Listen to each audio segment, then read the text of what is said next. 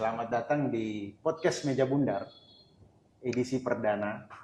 Hari ini kita ketemu lagi dan akan membincang sebuah buku.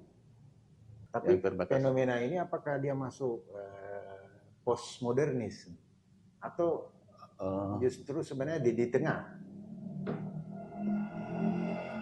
Ya, bisa juga dikatakan kelimpahan informasi misalnya. Ya, kelimpahan informasi.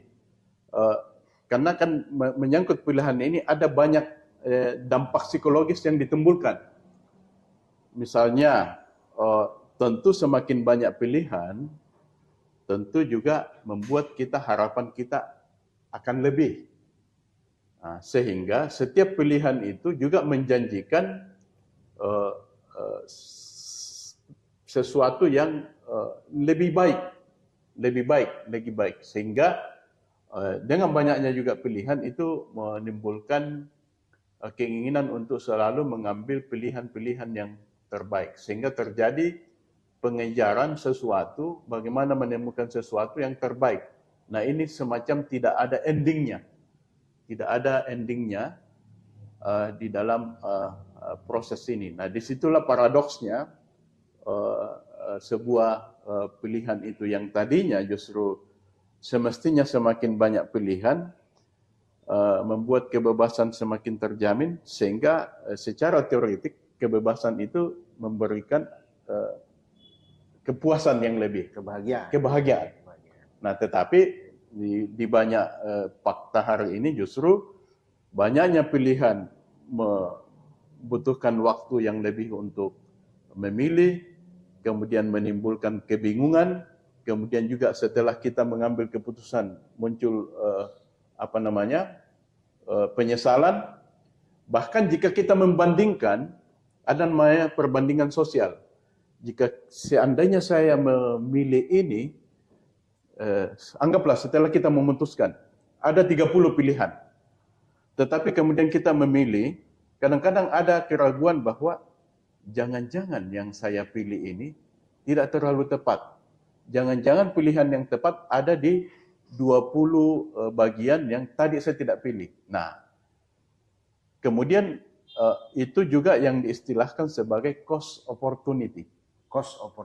Biaya kesempatan. Ya, konsekuensi dari pilihan. Karena setelah saya memilih satu, berarti ada 20 item yang saya tidak pilih.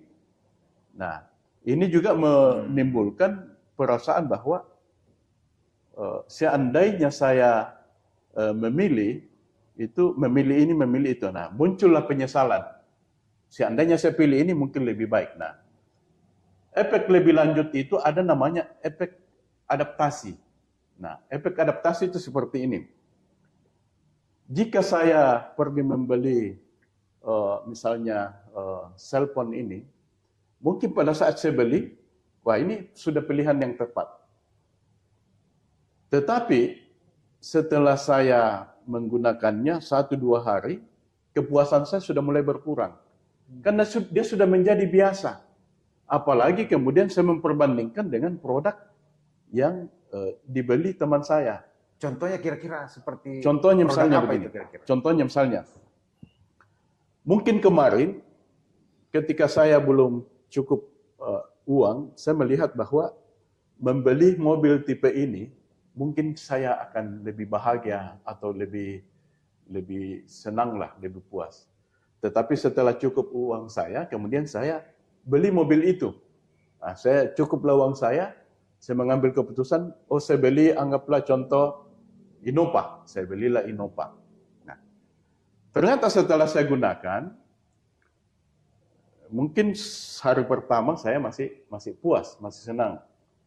Hari kedua, hari ketiga, tetapi kemudian karena ada efek adaptasi, itu menjadi biasa. Bukan lagi hal yang istimewa. Karena sudah ada efek adaptasi, sudah membiasa. Tetapi kalau saya lagi kemudian melakukan perbandingan, tiba-tiba ada teman saya mungkin menggunakan mobil Alphard, bisa jadi saya kemudian merasa bahwa ini mobil saya ini ternyata tidak lebih baik daripada Alphard, sehingga bukan hanya penyesalan, tiba-tiba ada konsekuensi nilai kepuasan itu turun, karena saya mencoba memperbandingkan dengan yang lain. Nah, disitulah selalu paradoks yang muncul di dalam kita memutuskan sesuatu. Nah, inilah yang banyak melanda masyarakat modern saat ini. Nah, kalau kita tarik dia dengan kondisi sekarang di mana sepertinya kita akan mengalami bonus demografi ya. Kaum Gen Z akan mendominasi, di mana kita tahu banyak yang menjudge atau menghakimi Gen Z ini sebagai generasi instan yang paling berhadapan dengan paradox of choice ini. Nah, kira-kira rekomendasinya seperti apa untuk melewati sebenarnya fenomena ini? Sebelum saya sampai di situ, saya membagi dua dulu tipe kepribadian di dalam pengambilan keputusan.